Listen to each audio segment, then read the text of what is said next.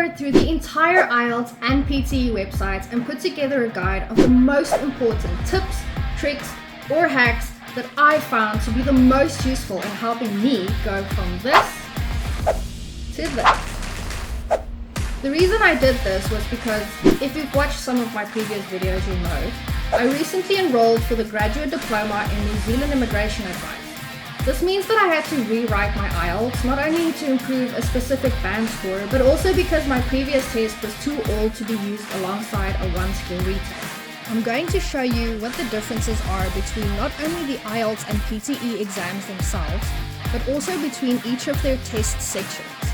This guide will further detail things like common mistakes people make, great tips and tricks to follow, and lastly, the biggest shock to me, the format your answers should follow. This resource guide not only has tips to help you succeed in your IELTS English test, but also has the same for the PTE English test, in case you're interested in that or you're still undecided on which is a better fit.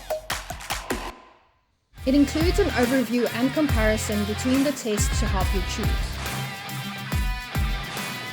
You'll see that it also breaks down the tips into 3 sections, depending on your specific needs or time constraints. Whether it's the night before your exam and you're stress cramming, or you're familiar with the test and only looking to sit the one-skill retake, this guide will point out specific things to focus on and things to be aware of. This may be less than surprising for some, but for me it was an aha moment when I realized the reason my first IELTS result never reflected my English language ability wasn't necessarily because I didn't demonstrate it, but it had a lot to do with not showcasing it correctly. It's almost second nature to anyone who went to primary school and high school to know the format of a letter. But if you ask me to describe a graph, I was blind to the fact that I had to follow a certain format.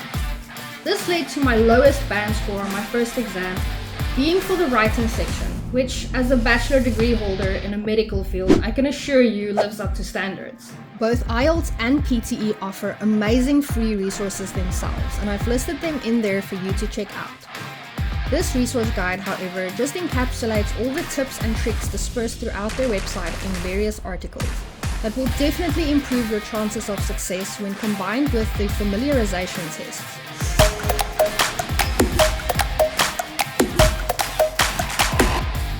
The download link for this resource guide is in the description below.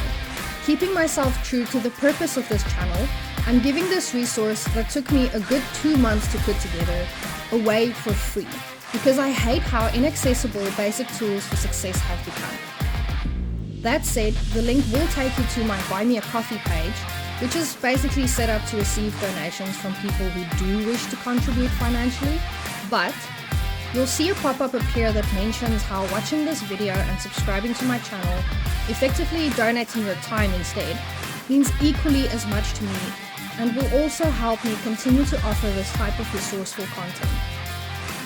So you could choose to send me an email showing that you've subscribed, and I will forward you the downloadable resource guide at absolutely no cost to you. Alternatively, you could choose to download it directly from the link, which will cost a nominal fee of just $1. I'm not going to lie to you, I was crazy nervous on my test day. But this goes to show that your anxiety definitely won't affect how you score if you know the format of both the questions and answers. I'd love to hear your feedback on this topic and the guide if you decide to utilize it. Was there anything you thought that I missed?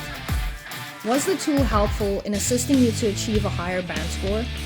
Please leave a comment below, and as always, please consider subscribing to support me in my journey to bring you more excellent resources, among other things.